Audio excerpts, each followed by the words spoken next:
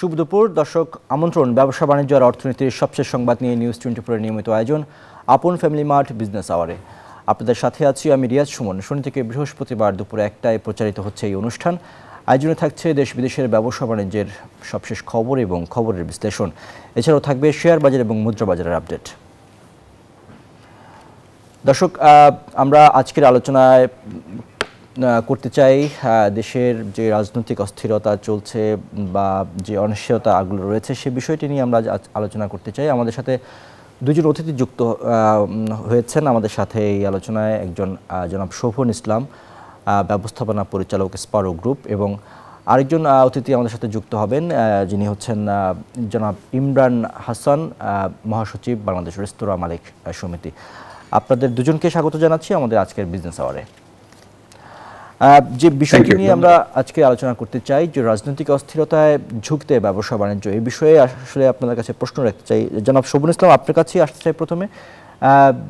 যেটি রাখতে চাই, যে জানতে চাই যে আসলে এই যে রাজনৈতিক একটি অনিশ্চয়তা বা একটা অস্থিরতা দেখা দিচ্ছে, আমরা দেখতেছি যে বিভিন্ন রাজনৈতিক দলের ভিন্ন ভিন্ন কর্মসূচি রয়েছে, বিভিন্ন দাবি দেওয়া রয়েছে। এর মধ্যে আসলে আপনারা ব্যবসা বাণিজ্যের সার্বিক পরিস্থিতি কেমন দেখছেন আর কোনো ঝুঁকি দেখছেন কিনা, সব মিলে কেমন আছেন আপনারা? অবশ্যই আমি আপনাকে কিছু স্ট্যাটিস্টিক্স দেই। আমাদের গত 3 মাস কিন্তু টানা আমাদের এক্সপোর্ট কমে গিয়েছে গার্মেন্টস সেক্টরে, পার্টিকুলারলি ওভারঅল টোটাল এক্সপোর্ট কমে গিয়েছে। আমাদের শুধু আরএমজি সেক্টরে আমাদের এক্সপোর্ট কমেছে 7.44% average for last 3 months.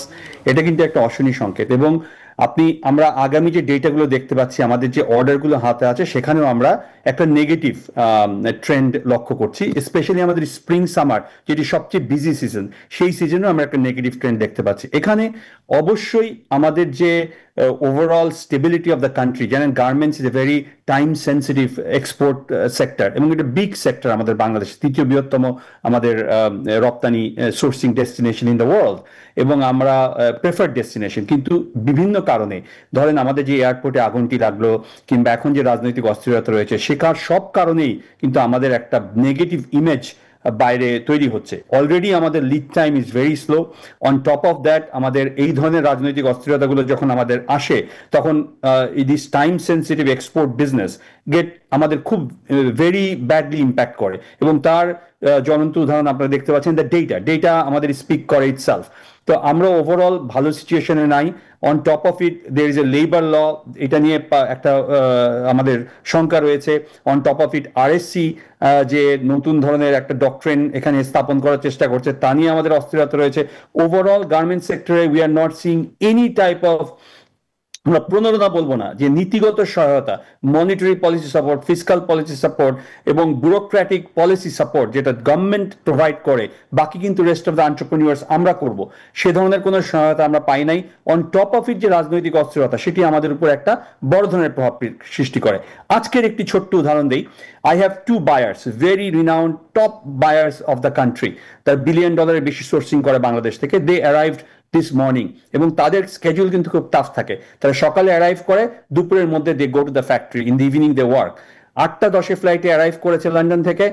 Sorry, আমি নামটা বলে জায়গাটাও বলে ফেললাম, কিন্তু they decided not to go to the factories, কারণ তাদের ইন্স্যুরেন্স কাভার করে না। যেখানে একটা অবরোধ চলছে, সেই অবস্থায় তাদের insurance does not cover two go to the factory.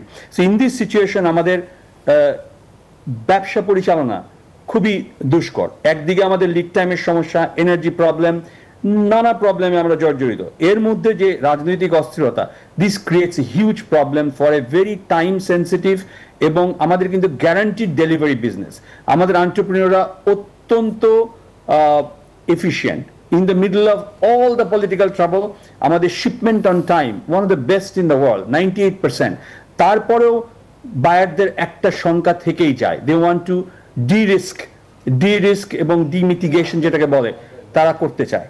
কারণ কোনো একটা সোর্সিং ডেস্টিনেশন উপরে তারা ডিপেন্ডেন্ট হতে চায় না। আর যখন এই রাজনৈতিক অস্থিরতাটা সঙ্গে যুক্ত হয়, তার impact is 7.4% export decline in last few months.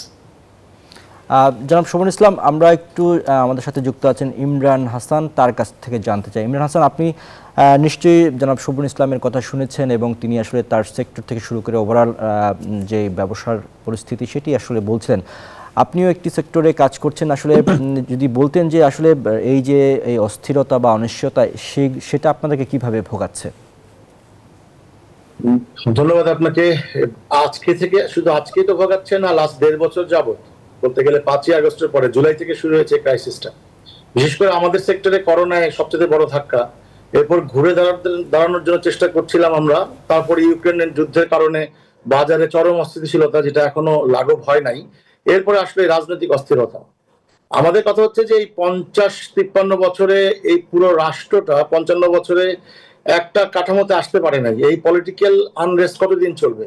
এই যে আপনি দেখেন, আমি বরাবরই প্রথম থেকে বলে আসছি, এই যে দেশি বিদেশি ষড়যন্ত্রের কারণে আজকে এনজিও গভর্নমেন্ট যেটা আমরা বলছি, এই এনজিও গভর্নমেন্ট দেশটাকে যেভাবে ধ্বংসের জায়গায় নিয়ে গেছে, যেভাবে ফ্যাক্টরিগুলো বন্ধ হয়ে গেছে, যেভাবে আপনার আমাদের একটার পর একটা রেস্তোরাঁ বন্ধ হচ্ছে, কারণ ফ্যাক্টরির সাথে কর্মসংস্থান জড়িত, কর্মসংস্থান যদি থাকে তারা এক্সপেন্ড করবে, আমরা বিক্রি করব, একজনের সাথে একজন ওতপ্রোত হবে, টোটাল সাইকেল। এই সাইকেলটাকে নষ্ট করছে কারা? কারা আজকে দেশটাকে এই তলনিতে নিয়ে আসছে? পলিটিক্যালরা। এবং আজকে কোনো পলিটিক্যাল লিডার নাই, এনজিও গভর্নমেন্ট যেটা ফর্ম হয়েছে, তারা একটা সংস্কার এখন পর্যন্ত করতে পারে নাই, একটা লেজে গোবরে অবস্থা করে পুরো রাষ্ট্রটাকে একটা বিপজ্জনক জায়গায় ঠেলে দিয়েছে। আমরা বলতে চাই আমাদের সেক্টর থেকে প্লিজ বাংলাদেশ একটা স্থিতিশীল অবস্থা নিয়ে আসেন। তা না হলে যে পরিস্থিতি আমরা বিরাজ করছি, আমাদের হাতে কি বলবো, আমাদের ভিক্ষার থালি ছাড়া কাজ করার কোনো স্কোপ থাকবে না। কারণ বাজার তো স্থিতিশীল হয় না। এরপরে লাস্ট 1.5 বছরে আমাদের সেল 30% কম হয়ে গেছে, অনেক রেস্তোরাঁ বন্ধ হয়ে গেছে, মালিক বদল হয়েছে। এরপরে আপনি দেখতে পাবেন ট্যাক্সের অত্যাচার, বিভিন্ন ব্যুরোক্রেসিদের যেই অত্যাচার, ট্রেড লাইসেন্স দিচ্ছে না, প্রত্যেকটা জায়গায় একটা জায়গায় দেখাতে পারবেন না শান্তিতে আমরা বসবাস করতেছি, শান্তিতে ব্যবসা করতে পারতেছি, একটা সিঙ্গেল জায়গা নাই। নির্লজ্জ এই দেশের ব্যুরোক্রেটরা, নির্লজ্জ এই দেশের মানে আপনার কি বলবো রাজনীতিবিদরা, এবং নির্লজ্জ যারা আজকে সরকারে বসে আছে তারা বড় বড় কথা বলছে। এই বাচ্চা কিছু পোলাপান যা ইচ্ছা তাই করছে, সমাজকে এমন ভাবে বিভাজন করছে, সেই বিভাজনে কোথায় যে এই দেশটা ঠেকবে আল্লাহ মাহমুদ ছাড়া কেউ জানে না। আমার কথা হচ্ছে যারা অপরাধী তাদের সুস্থ বিচার ব্যবস্থার মাধ্যমে বিচার হোক, কিন্তু যেই পরিস্থিতি একদল আরেক দলকে যেভাবে আমরা একটা হিংস্রতার মুখোমুখি চলে যাচ্ছি, আমাদের ইতিহাস নিয়ে, আমাদের সংস্কৃতি নিয়ে, আমাদের সবকিছু নিয়ে, ধর্মীয় ভাবে যেভাবে আমরা কোণঠাসা হয়ে যাচ্ছি পৃথিবীর কাছে, সারা পৃথিবীর কাছে। আমি বাইরে থেকে কথা বলছি, এখন আমাদের পাসপোর্টটা দেখলে যে লজ্জা লাগে যে যেভাবে আমাদের সাথে বিহেভ করা হচ্ছে। তো এই নির্লজ্জ জাতি জানি না কবে শুধরাবে এবং কবে একটা সুস্থ পলিটিক্যাল ধারা নিয়ে আসবে, কবে আমরা ঐক্যমতের জায়গায় পৌঁছতে পারবো, কবে আমরা একটা সুস্থ জীবন যাপন করতে পারবো আমাদের দেশে। আমরা আজকে ভয় পাচ্ছি যে আমরা কি আসলে দেশে থাকতে পারবো, আমরা কি আসলে সাস্টেন করতে পারবো, নাকি আমরা এই হানানির মধ্যে পড়ে গিয়ে আমাদের জীবন বিপন্ন হয়ে যাবে। আমরা জানি না। ইমরান হাসান, আমরা আলোচনায় ফিরবো, আপনাদের দুজনের সাথে আলোচনায় ফিরবো। আমরা এই মুহূর্তে রাজধানীর পরিস্থিতি একটু দেখতে চাই। আপনি জানেন যে রাজধানীতে আজকে বিভিন্ন ধরনের শঙ্কার কথা শোনা গিয়েছে। তো আসলে সেই অবস্থায় আইন শৃঙ্খলা রক্ষাকারী বাহিনীর প্রস্তুতি এবং আসলে স্বপ্নের এই মুহূর্তে রাজধানীর চিত্র কেমন সেটি একটু দেখে নিতে চাই। আমাদের সাথে সরাসরি যুক্ত হবেন আমাদের সহকর্মী মাসুদা লাবনী, যিনি আছেন রাজধানীর শাহবাগে। আমরা সেখান থেকে তার সাথে সরাসরি যুক্ত হতে চাই। মাসুদা লাবনী, আপনি নিশ্চয়ই আমাকে শুনতে পাচ্ছেন। এই মুহূর্তে আসলে রাজধানী ঘিরে কোনো মানে অনিশ্চয়তা আছে কিনা বা কোনো শঙ্কা আছে কিনা, কেমন দেখছেন রাজনৈতিক পরিস্থিতি এবং শহরের পরিস্থিতি কেমন দেখছেন এই মুহূর্তে?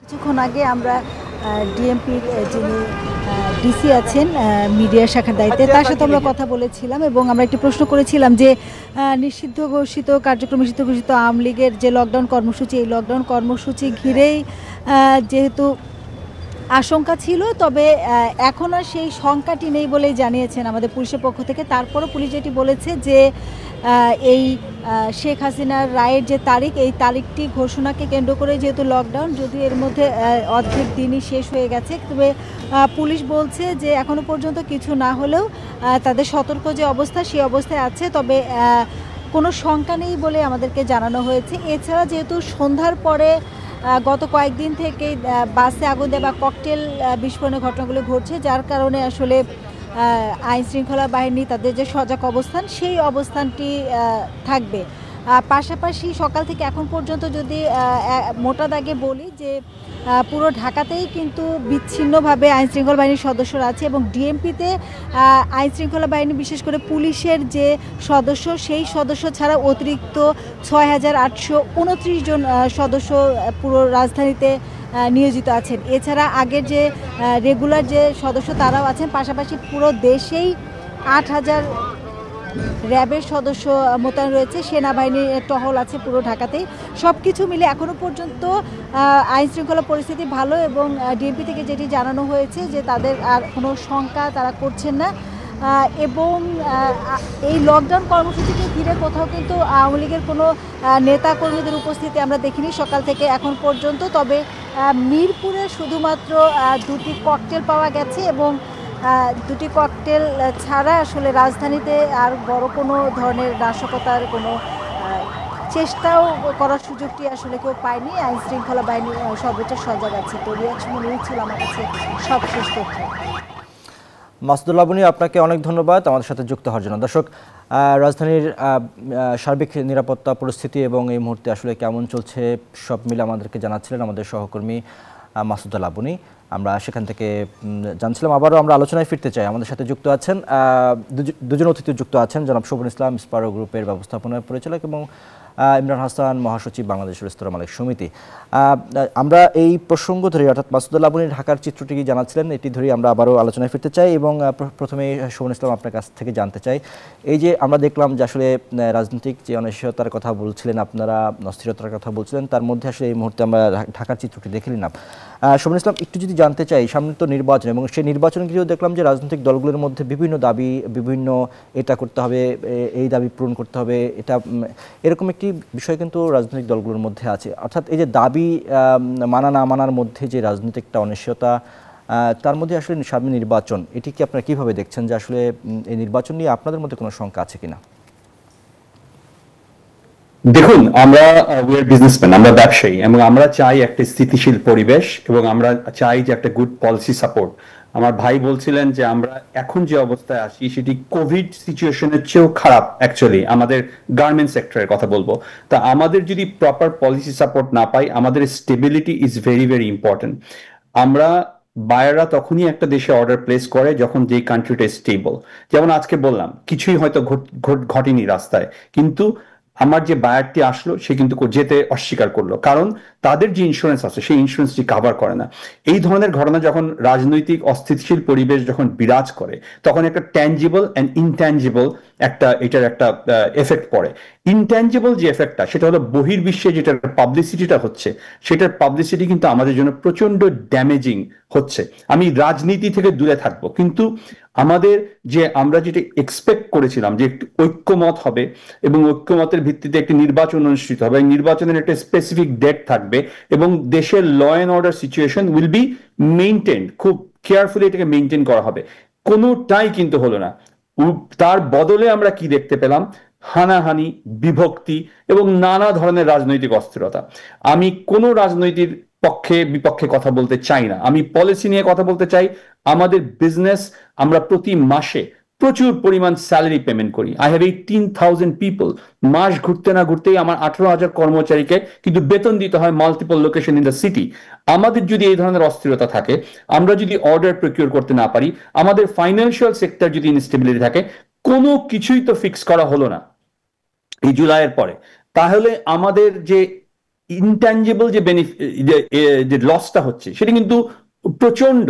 এবং এই ইনট্যাঞ্জিবল লস আমরা যদি কোনো পলিসি সাপোর্ট না পাই, কোভিডের সময় আমাদেরকে যথেষ্ট পরিমাণ পলিসি সাপোর্ট দিয়ে আমাদের সেক্টরগুলোকে টিকিয়ে রাখা হয়েছিল। ব্যবসা কিন্তু অ্যাকচুয়ালি থ্রাইভ করেছে কোভিডের পরপরই। কিন্তু এখন যখন আমরা যাই, আমি কোনো নামে বলতে চাই না, এনজিও, সরকার কিংবা হোয়াট এভার, যেই আমাদের যে মাননীয় উপদেষ্টারা রয়েছেন তারা অনেকেই বিজনেসম্যান, অনেক বিজ্ঞ, কিন্তু তাদের একটি কথা যে 50 বছরের পুরানো একটি ইন্ডাস্ট্রি, আপনাদের কেন আবার নীতিগত সহায়তা লাগবে? অবশ্যই লাগবে, বিকজ আমরা যে গ্লোবাল এনভায়রনমেন্ট, যে আমরা লোকাল এনভায়রনমেন্টে এই মুহূর্তে আছি, সেটা থেকে উত্তরণের জন্য আমাদের নীতিগত সহায়তা লাগবে। আমরা কোনো ভিক্ষা চাচ্ছি না। We need some policy support. If we get the policy support, আমরা এটা থেকে বেরিয়ে আসবো। এবং বেরিয়ে এসে এর চেয়ে ভালো করবো, কারণ আমাদের অলওয়েজ গোল আমাদের এক্সপোর্টটাকে বাড়ানো, আমাদের এক্সপোর্টটা কমানোর কিন্তু আমাদের গোল না। উই হ্যাভ ইনভেস্টেড এভরিথিং আমাদের এই কান্ট্রিতে, আমাদের এন্টারপ্রেনিউর, গার্মেন্টস আরএমজি এন্টারপ্রেনিউর্স এবং যারা ব্যবসা করে বাংলাদেশে সবাই প্রচুর পরিমাণে ইনভেস্ট করেছে, কিন্তু banking support is almost zero. আমরা অনেক ব্যাংক থেকে আমরা টাকাও উঠাতে পারছি না এই মুহূর্তে। সো ওভারঅল সিচুয়েশন এবং তার উপর যে রাজনৈতিক অস্থিরতা, এর মধ্যে যদি কোনো ডেফিনিট রোড ম্যাপ আমরা যদি আমাদের বায়ারদেরকে না দিতে পারি যে না ওয়েট বাই ফেব্রুয়ারি, যেটা বলা হচ্ছে ফেব্রুয়ারির মধ্যে আমাদের নির্বাচন হয়ে যাবে, সেটারও কিন্তু কোনো গ্যারান্টি আমরা দিতে পারছি না। On top of it this are very large scale enterprise. আমরা যাদের সাথে ব্যবসা করি তারা সারা পৃথিবীতে ব্যবসা করে, তো তারা জানে, তাদের কিন্তু ইন্টেলিজেন্স উইং আছে, তাদের প্রত্যেকটা কোম্পানি যেগুলো মাল্টি বিলিয়ন ডলার কোম্পানি, তাদের প্রত্যেকটা কোম্পানির ইন্টেলিজেন্স উইং আছে, যেখানে retired military, retired CIA people কাজ করে, রিটায়ার্ড MI6 কাজ করে, তারা সব ইনফরমেশন কালেক্ট করে তারা কিন্তু প্রোভাইড করে যে না বাংলাদেশ ইজ ইনস্টেবল, তারা বাংলাদেশে স্টেবল করতে চায় না, তারা বাংলাদেশে কেউ আসতে চায় না। আমাদের ভিসা দেওয়া হয় না, আমাদের ভিসা কোন কোন কান্ট্রিতে আমাদের ভিসা বন্ধ, জাস্ট থিঙ্ক অ্যাবাউট ইট, অনেক কান্ট্রিতে আমাদের ভিসা বন্ধ। সো গিভেন দিস সিচুয়েশন, যদি আমাদের কোনো স্পেসিফিক রোড ম্যাপ না থাকে আর আমাদের যদি কোনো এক্সিকিউশন প্যাথ না থাকে, আমাদের জন্য কিন্তু প্রেডিক্টেবল বিজনেস করা অত্যন্ত দুরূহ। কাজেই we want a free and fair election, participatory election, এই ক্ষেত্রে এবং এই ইলেকশনের মধ্য দিয়ে আমাদের একটি রাজনৈতিক সরকার যত ক্ষমতায় আসে সেই ব্যাপারে আমাদেরকে we have to try our best। জি, এক্ষেত্রে জনাব ইমরান হাসান, আপনি কি একটু যুক্ত করবেন যে আসলে আপনারা রাজনৈতিক দলগুলোর পক্ষ থেকে কি ধরনের ভূমিকা চান, মানে তারা আসলে একটি গ্রহণযোগ্য নির্বাচন করার ক্ষেত্রে আসলে রাজনৈতিক দলগুলো কি ভূমিকা রাখতে পারে? দেখুন, আমি বরাবরই প্রথম থেকেই বলে আসছিলাম যখন এই সরকার গঠন হয়েছিল যে আমরা বলেছি যারা দোষী তাদের বিরুদ্ধে ব্যবস্থা নেওয়া হোক, কিন্তু বড় একটা গোষ্ঠীকে বাইরে রেখে যদি আপনারা নির্বাচন দেন, আপনি দেখেন অনেকে ভয়ে কথা বলছে না, কারণ আমাদের দেশে এখন একটা মব কালচার তৈরি হয়েছে। আমি জানি আমার কথাগুলো শুনতে অনেকের পক্ষে যাবে না, কারণ তৎকালীন সরকারের বিরুদ্ধে আমরা যখন বলেছি তখন আমাকে অনেক কথা শুনতে হয়েছে, এখনো বলতে দ্বিধা নাই।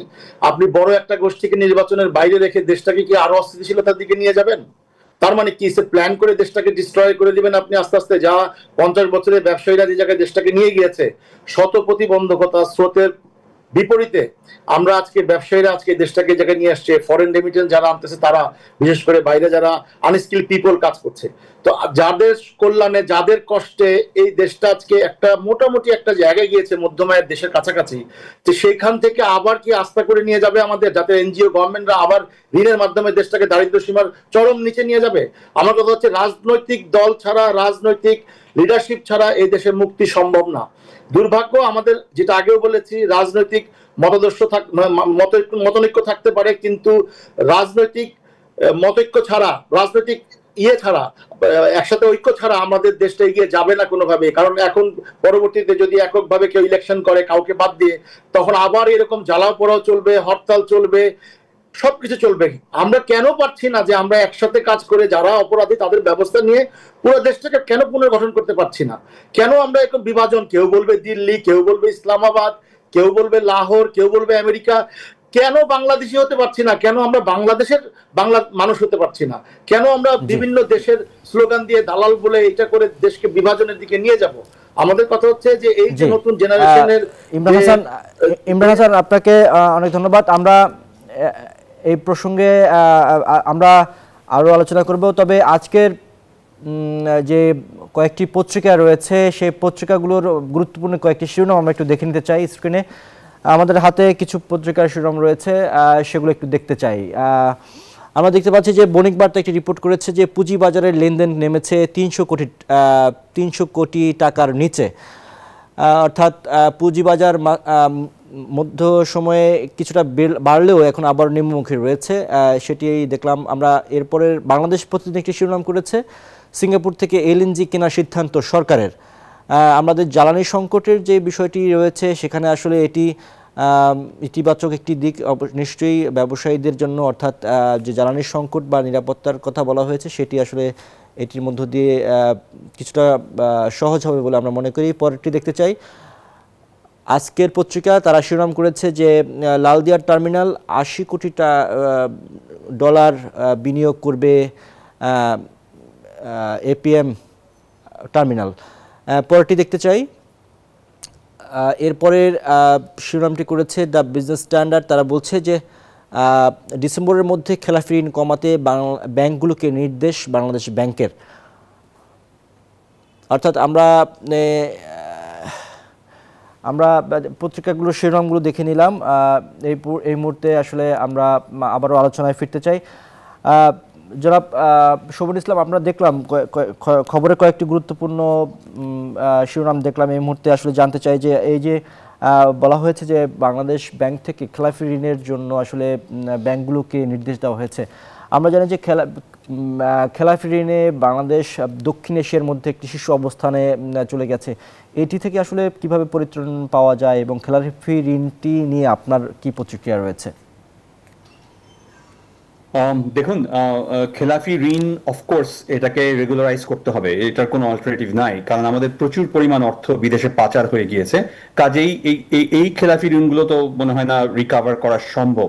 কিন্তু যেগুলো রানিং ইন্ডাস্ট্রি আছে, আমার একটাই বক্তব্য, যেসব ইন্ডাস্ট্রি রানিং আছে, যাদের একটু অর্থনৈতিক সংকটের মধ্যে দিয়ে যেটা যাচ্ছে, আমরা একটা গ্লোবাল ক্রাইসিস, বিজনেস ক্রাইসিসের মধ্যে দিয়ে যাচ্ছি, আনস্টেবল সিচুয়েশন, বহু ফ্যাক্টরি ক্ষতিগ্রস্ত, এবং ট্রাম্পের একটা 20% tariff was added to America. এই সবগুলো মোকাবেলার জন্য আমাদের কিন্তু একটুখানি হলেও রিলিফ দরকার। তো I am not saying that যে খেলাফি ঋণ আপনি উদ্ধার করবেন না। হুএভার লন্ডার্ড দ্য মানি, তাদের বিরুদ্ধে আইনগত ব্যবস্থা নিন, তাদেরকে ধরুন।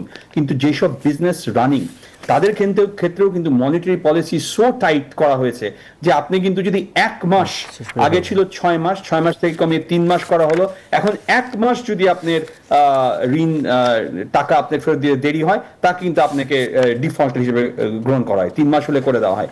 এই ধরনের কিছু নীতিগত যে সিদ্ধান্ত নেওয়া হয়েছে, সেটি আমাদের বিজনেসকে স্টাইফল করছে, একেবারে গলা চিপে ধরা হচ্ছে। কাজেই বিজনেসকে এই সিচুয়েশনে আমার মনে হয় যেসব রানিং বিজনেস আছে, যারা একটু ট্রাবলে ফেস করছে, তাদের জন্য একটা স্পেশাল তহবিল গঠন করে তাদেরকে একটু ঋণ প্রবাহ বৃদ্ধি করে তাদেরকে বিজনেসে টিকিয়ে রাখতে হবে। কারণ একটা ব্যবসা যদি চালু থাকে, একটি ফ্যাক্টরির চাকা যদি ঘোরে, দেন দেশের ইকোনমি ঘুরবে। এগুলোকে বন্ধ করে দিয়ে কিন্তু আপনি দেশের কোনো প্রবৃদ্ধি আনতে পারবেন না। শোভন ইসলাম, একটু আপনার সাথে যুক্ত করতে চাই একটি বিষয়, সেটি হচ্ছে যে আমরা দেখতে পাচ্ছি যে বিভিন্ন পত্রপত্রিকায় এবং বাংলাদেশ ব্যাংকের বিভিন্ন সূত্র থেকে বলা হচ্ছে যে 2025-26 অর্থ বছরের সেপ্টেম্বর শেষে বেসরকারি খাতে ঋণের প্রবৃদ্ধি 6.29% নেমে এসেছে, যা গত 22 বছরের মধ্যে সর্বনিম্ন। এটিকে আপনি কিভাবে দেখেন? অফকোর্স এটা নিয়ে আমরা বহুবার কথা বলেছি। অলসো আপনার ঋণের প্রবৃদ্ধি যখন নিচে নেমে যায়, তখন কিন্তু আপনার মানে নোবডি ইজ ইনভেস্টিং, কেউ কিন্তু আর ইনভেস্ট করছে না। তো এখন এই আনস্টেবল সিচুয়েশনে আমার মনে হয় আমাদের কোনো এন্টারপ্রেনিয়র ইনভেস্টমেন্ট করার সাহস পাবে, কারণ আমাদের যে ইনভেস্টমেন্ট আছে, সেই ইনভেস্টমেন্টকে টিকিয়ে রাখার জন্য আমরা দিন রাত্রি পরিশ্রম করছি, ফাইট করছি। তো ঋণের প্রবৃদ্ধি যদি কমে যায়, তাহলে ফিউচার এমপ্লয়মেন্ট কিন্তু ইম্প্যাক্ট করবে, আপনি ফিউচার জিডিপি ইম্প্যাক্ট করবে, future growth of the country will impacted. এই ঋণের প্রবৃদ্ধি বাড়ানোর তো কোনো ধরনের নীতিগত সহায়তাও অলসো নাই আমাদের। বুঝলাম যে হ্যাঁ, আমাদের যে cost of fund has increase, cost of fund সাংঘাতিকভাবে বেড়ে গেছে, 14-15% এখন ইন্টারেস্ট রেট, এবং ডলারকেও কিন্তু ওপেন মার্কেট করে দেওয়া হলো, বাই ফোর্স ধরে রাখা হচ্ছে। দ্য গভর্নমেন্ট যেটা রেট, যেটা ব্যাংক টু ব্যাংক রেট, সেটাকে ধরে রাখা হচ্ছে। এটা কি ফ্রি ফ্লো কিন্তু নাই, বাজারের রেট এন্ড গভর্নমেন্ট রেটের মধ্যে আবার ডিফারেন্স তৈরি হচ্ছে। কাজে ওভারঅল যে ফিসকাল পলিসির যে একটা নীতিগত সহায়তা আমাদেরকে, পলিসি সহায়তা আমাদেরকে যে দেওয়ার কথা, সেটি কিন্তু দেওয়া হচ্ছে না। কিন্তু প্রচন্ডভাবে মনিটারি পলিসি টাইটেনিং করা হচ্ছে এবং ইন্টারেস্ট রেট বাড়িয়ে দেওয়া হচ্ছে টু কার্ভ দ্য ইনফ্লেশন, কিন্তু ইনফ্লেশন কিন্তু কার্ভ করতে পারছে না। কাজে ওভারঅল অল দ্য পলিসি কিন্তু ফেইলিং, এবং ফেইলিং এর রেজাল্টটা কি? দ্য গ্রোথ ইজ স্টাইফলিং, গ্রোথ হচ্ছে না আমাদের, এবং ব্যবসা। এবং আপনি জনাব ইমরান হাসান, আপনার কাছ থেকে একটু জানতে চাই, এই যে শোভন ইসলাম বললেন, এর সূত্র ধরে আপনার কাছ থেকে জানতে চাই, আসলে আপনার কি আগের মতো ব্যাংক ঋণ চাইলে কি পাচ্ছেন কিনা, বা এটা কি আসলে সহজ হচ্ছে কিনা পাওয়া? জি, সম্ভবত কোশ্চেনটা আমাকে করেছে, ধন্যবাদ। শুধু ব্যাংক ঋণ না, একটা দেশে, পৃথিবীর সবচেয়ে একটা ভয়ঙ্কর দেশ হচ্ছে আমাদের দেশ। ব্যবসা করার সমস্ত প্রতিবন্ধকতা হচ্ছে আমাদের দেশে। আপনি প্রত্যেকটা জায়গায় বাধা। 13-14টা অর্গানাইজেশনের সাথে কাজ করছি, দীর্ঘ বহু বছর ধরে বলে আসছি যে একটা অর্গানাইজেশন আন্ডারে আমাদেরকে ওয়ান স্টপ সার্ভিসের ব্যবস্থা করেন। শেষ করে দিচ্ছি। কি বলবো আপনাদের দুঃখের কথা, এমন একটা দেশে জন্মগ্রহণ করছি, এটা অভিশপ্ত জীবন আমাদের। কেন ব্যবসায়ী হতে গেলাম? ব্যাংক ঋণ তো পাওয়া যায় না, কোনো না কোনো ভাবে লিজিং থেকে কিছু ঋণ নেওয়া হলে সেটারও অনেক ঝুঁকি ঝামেলা আছে। তো যদিও আমরা সুস্থভাবে ব্যবসা করতে চাই, প্রত্যেকটা পদে পদে বাধা, ট্যাক্স, ভ্যাট, এমন কোন জায়গা। ইমরান হাসান, আপনাদের আসলে অনেক গুরুত্বপূর্ণ কথা আমাদের শোনার বাকি ছিল, কিন্তু সময় স্বল্পতায় আসলে আলোচনা এখানে শেষ করতে হচ্ছে। আপনাদের দুজনকে আমাদের সাথে যুক্ত হওয়ার জন্য ধন্যবাদ। দর্শক, এই মুহূর্তে রাজধানীর গুলিস্তানে রয়েছেন আমাদের সহকর্মী মাসুদ সুমন। সেখানকার সবশেষ অবস্থা আমরা জানতে চাই। জনাব মাসুদ সুমন, আপনি নিশ্চয়ই শুনতে পাচ্ছেন না, সেখানকার অবস্থা জানাবেন।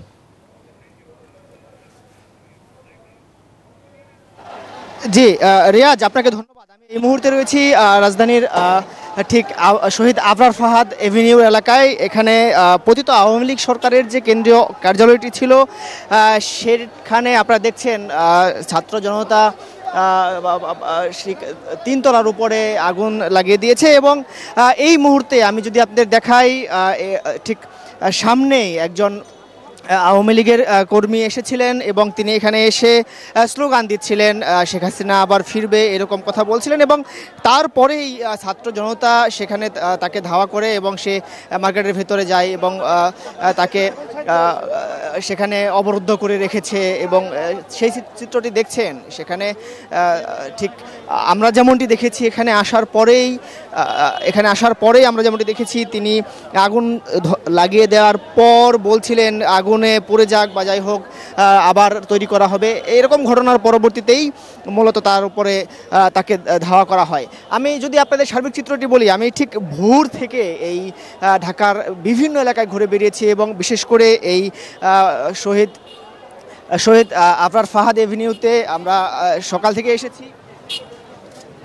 তো সেখানে যেমনটি দেখেছি, ভোর থেকেই এই আওয়ামী লীগ যে কর্মসূচি দিয়েছিল আজকে, অর্থাৎ লকডাউনের সকাল থেকে, সেই লকডাউন কর্মসূচিতে যেন কোনো ধরনের নাশকতা সৃষ্টি করতে না পারে, তার জন্য ছাত্র জনতা, ছাত্র শিবির, বিএনপির নেতাকর্মীরা এখানে এসে অবস্থান করছিলেন। আমরা এই মুহূর্তে আওয়ামী লীগের যেই প্রধান রাজনৈতিক দলীয় কার্যালয়, সেটির ভিতরে প্রবেশ করছি। আপনারা যেমনটি দেখেছেন এর আগেও এখানে ঠিক কয়েকবার হামলা করা হয়েছে এবং এই ভাঙচুর করার চিত্রটি দেখেছেন। আমরা উপরে যাবার চেষ্টা করব যেখানে আগুনের ঘটনাটি ঘটেছে এবং আমরা অনেকের সাথে কথা বলেছি। তারা যেমনটি বলেছেন যে এত মৃত্যু, অর্থাৎ এই জুলাই আন্দোলনে কয়েক হাজার মানুষকে নির্মমভাবে হত্যা করার পর, হাজার হাজার মানুষকে মারাত্মকভাবে আহত করা এবং অন্ধ বা পঙ্গুত্ব বরণ করার পরে শুধুমাত্র এই যে ফ্যাসিস্ট শেখ হাসিনার নির্দেশেই যে হত্যাকাণ্ডটি ঘটেছে এবং সেই মামলার রায়ের দিন ধার্য করাকে কেন্দ্র করে যেই আবার ধ্বংসাত্মক কর্মসূচির ডাক দেয়, সেটির ঘিরে সারা দেশে গেল কয়েকদিন যাবৎ আওয়ামী লীগ এবং তার অঙ্গ সংগঠনগুলো বিভিন্নভাবে গাড়ি পোড়ানো সহ বিভিন্ন নাশকতামূলক কর্মকাণ্ড চালিয়েছে। এবং এত কিছুর পরেও এই কর্মসূচি দেওয়ার কারণেই মূলত বিক্ষুব্ধ হয়ে উঠেছে ছাত্র জনতা, যাদের হাত ধরেই গণতন্ত্র মুক্তি পেয়েছে, এমনটি বলছেন সবাই। এবং সেইটির প্রতিবাদেই সকাল থেকে আমরা দেখেছি এই শহীদ আবরার ফাহাদ এভিনিউতে ছাত্র জনতারা এখানে এসে অবস্থান করে এবং যেমনটি দেখেছি সকালে বিভিন্ন মিছিলে স্লোগানে মুখরিত করে রাখে। আপনারা দেখছেন ঠিক তিনতলায় সামনের যেই জায়গাটি রয়েছে সেখানেই আগুন লাগিয়ে দেয়া হয়েছে এবং এটি একটি প্রতিবাদের ভাষা বলছেন যারা এখানে রয়েছেন ছাত্র জনতারা। তারা বলছেন এত কিছুর পরে ঠিক যখন বিচারের মুখোমুখি করা হবে, তখন দেশের বাইরে বসে দেশকে নিয়ে আবার যে চক্রান্ত করছে, সেই জায়গায় দাঁড়িয়ে সেই চক্রান্তের প্রতিবাদ স্বরূপ তারা এই প্রতিবাদটি করছে। আমরা আরও দেখেছি রাজধানীতে ভোর থেকে, অর্থাৎ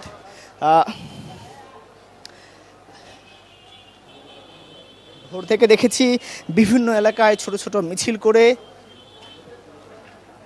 করে প্রতিবাদ জানিয়েছে।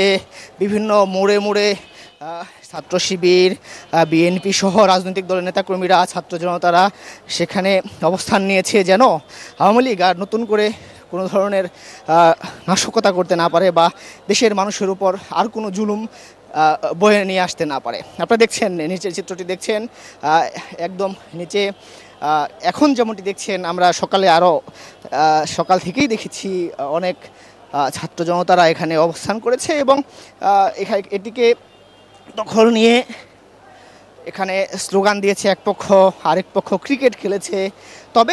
তবে সে পর্যন্ত, বিশেষ করে দুপুর 12টা পর্যন্ত আওয়ামী লীগের কোনো কর্মীকে আমরা এখানে অবস্থান করতে দেখিনি। কিছুক্ষণ আগে একজন কর্মী এসেছিল, সে এসে স্লোগান দেওয়ার চেষ্টা করেছিল এবং তাকে ধাওয়া দিয়ে এখান থেকে সরিয়ে নিয়েছে।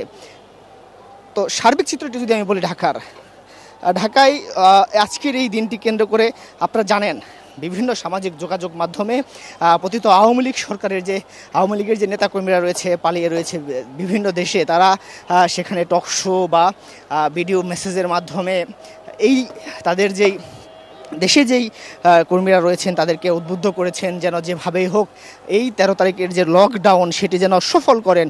এবং যে এমনও আমরা শুনেছি যারা বলছেন যারা সর্বোচ্চ লেভেলের ঠিক জ্বালাও পোড়াও করতে পারবেন বা ধ্বংসাত্মক কর্মকাণ্ড করতে পারবেন তাদেরকে ঢাকায় আসার আহ্বান জানিয়েছে। ঠিক এরকম আহ্বানের পরেই ছাত্র জনতারা উদ্বুদ্ধ হয়ে ওঠে এবং তার প্রতিবাদেই সারা দিনই আজকে বিভিন্ন মোড়ে মোড়ে মিছিল বের করে।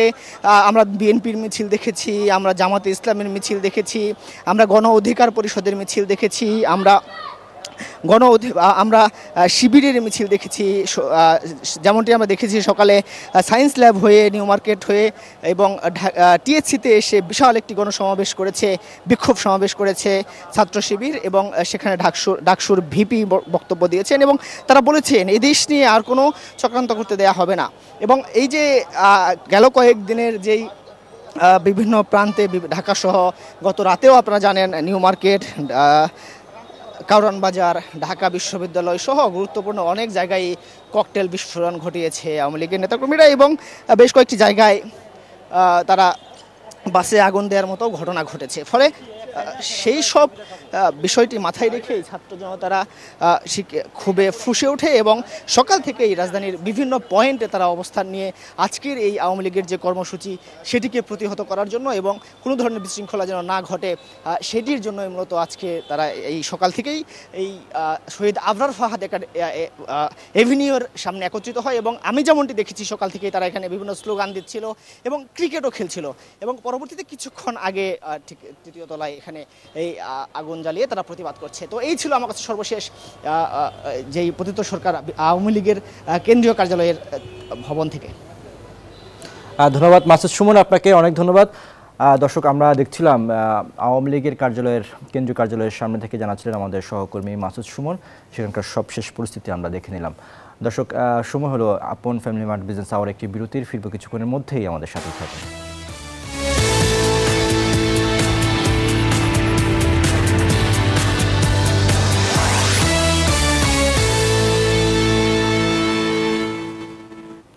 আবার আমন্ত্রণ আপন ফ্যামিলি মার্ট বিজনেস আওয়ারে। দর্শক, এবারে জানিয়ে দিতে চাই আজকের শেয়ার বাজারের সবশেষ অবস্থা।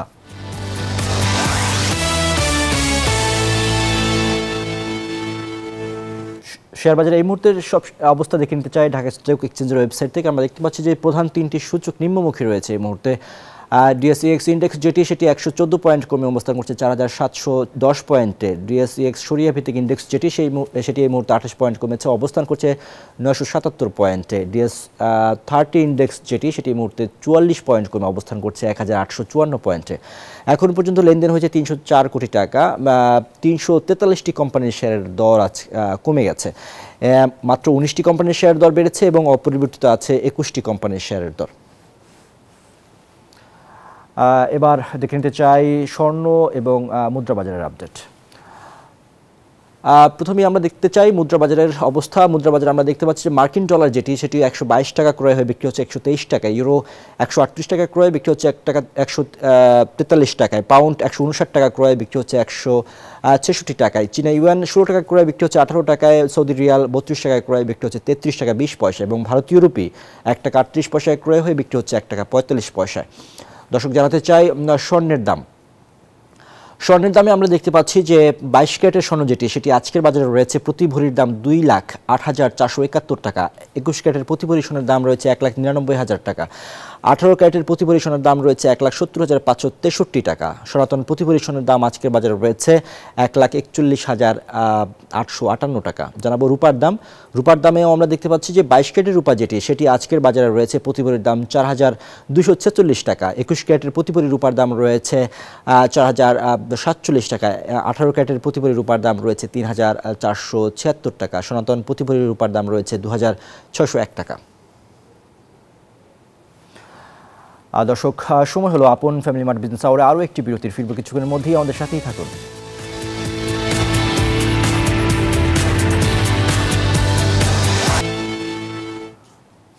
আগাম জাতের আলু উত্তোলনের এক মুহূর্তে রোগবালাই নিয়ে দুশ্চিন্তায় পড়েছেন নীলফামারীর কৃষকরা। তাদের অভিযোগ, সার ও কীটনাশকের দাম বৃদ্ধিতে উৎপাদন খরচ বেড়েছে কয়েক গুণ। আবহাওয়া অনুকূলে থাকলেও এরই মধ্যে আলুর পচন রোগসহ বিভিন্ন রোগ দেখা দিয়েছে। এখন রোগবালাই প্রতিরোধ ও বাজার দর না পেলে লোকসানের আশঙ্কা করছেন তারা। আব্দুর রশিদ শাহের পাঠানো তথ্যচিত্রে বিস্তারিত ডেস্ক রিপোর্টে। নীলফামারী সদর ও কিশোরগঞ্জ উপজেলার বিভিন্ন মাঠ জুড়ে আবাদ হয়েছে আগাম আলু। অনুকূল আবহাওয়ায় নিয়মিত পরিচর্যায় ব্যস্ত কৃষক। 10 থেকে 12 দিনের মধ্যে শুরু হবে আলু উত্তোলন। কৃষক জানান, গাছের বৃদ্ধি ভালো হলেও শেষ পর্যায়ে পচন রোগ ও পাতা ঝরার সমস্যা এখন চিন্তার কারণ। পাশাপাশি সার ও কীটনাশকের দাম বৃদ্ধিতে উৎপাদন খরচ বেড়েছে কয়েক গুণ। তবুও বাজারে ন্যায্য মূল্য পাওয়ার স্বপ্ন দেখছেন তারা। 3 বিঘা বুধ নাগাছি, এখন 40-45 দিন বয়স হয়েছে। এখন আর কয়টা দিন পর আমরা আলু তুলবো। আগাম দিয়েও যদি একটু দাম পাই তাহলে ফয়দা হবে, দাঁড়ালে ফয়দা হবে না। ঢাকা, চুয়াডাঙ্গা, লালমনিরহাট, সিলেট, চট্টগ্রাম এদিকে এই আলু বিক্রি হয়। আলুর দাম পাবো কিনা এটা তো কৃষকর চিন্তা অবস্থায় আছে। কৃষি কর্মকর্তারা বলছেন, রোগ প্রতিরোধে মাঠ পর্যায়ে পরামর্শ দেয়া হচ্ছে। ঢাকা কিংবা চিটাগাং কিংবা সিলেট কিংবা খুলনা, বরিশাল এইসব প্রত্যন্ত এলাকায় ওনারা সরাসরি যদি ওনাদের সাথে যোগাযোগ করে আলু বিক্রি করতে পারে তাহলে তারা তাদের যথাযথ দাম পাবে এবং সেটা পেয়ে কৃষকও আরো বেশি উপকৃত হবে এবং আরো বেশি উদ্বুদ্ধ হবে। কৃষি বিভাগের তথ্যমতে নীলফামারী সদর ও কিশোরগঞ্জ উপজেলার প্রায় 8,000 হেক্টর জমিতে আগাম আলুর চাষাবাদ হয়েছে। রোগ প্রতিরোধ আর বাজারে ন্যায্য দামে আলু বিক্রি করতে পারলে ঘুরে দাঁড়ানোর আশা কৃষকের। Desk report, news 24। দর্শক, আমরা রিপোর্টে দেখছিলাম যেখানে আসলে বলা হচ্ছিল ন্যায্য দাম, আসলে ন্যায্য দাম এবং সারের সহজলভ্যতা কিন্তু কৃষকদের জন্য বড় একটি আশীর্বাদ। সেই বিষয়টি আমরা রিপোর্টে দেখছিলাম। এবারে জানাতে চাই বিশ্ব বাণিজ্যের খবর।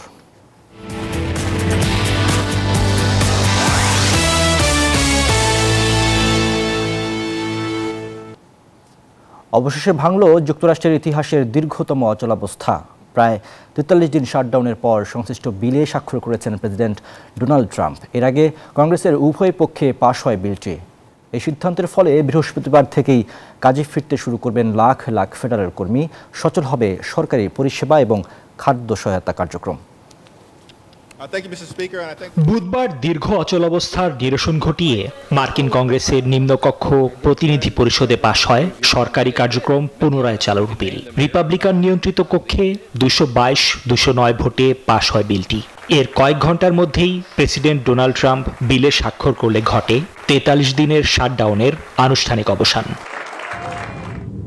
এই বিল পাশের ফলে সবচেয়ে বড় স্বস্তি ফিরেছে লাখ লাখ ফেডারেল কর্মীর মধ্যে, যারা বৃহস্পতিবার থেকেই কাজে যোগ দিচ্ছেন। একই সাথে স্বাভাবিক হচ্ছে দেশের এয়ার ট্রাফিক কন্ট্রোল সিস্টেম সহ মুখ থুবড়ে পড়া বিভিন্ন সরকারি পরিষেবা এবং খাদ্য সহায়তা কার্যক্রম। তবে এই বিলটি একটি সাময়িক সমাধান।